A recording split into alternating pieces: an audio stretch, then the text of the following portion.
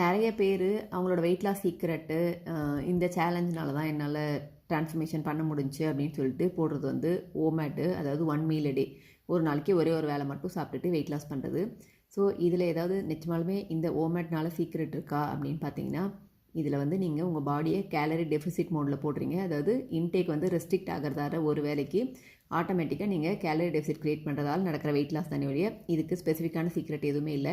அடுத்தது எவ்வளோ நாளைக்கு உங்களால் ஒரே ஒரு மீல் சாப்பிட்டுட்டு இருக்க முடியும் அப்படின்னு பார்த்தீங்கன்னா, அதுக்கு ஆன்சர் வந்து இல்லை. ஏன்னா ரியலிஸ்டிக்கலி சஸ்டெயினபிளாக லாங் ரன் பார்த்தீங்கன்னா கண்டிப்பாக ஒரே ஒரு மீல் சாப்பிட்டுட்டு எவ்வளோ நாள் வந்து இருந்துக்க முடியும்னு தெரியல.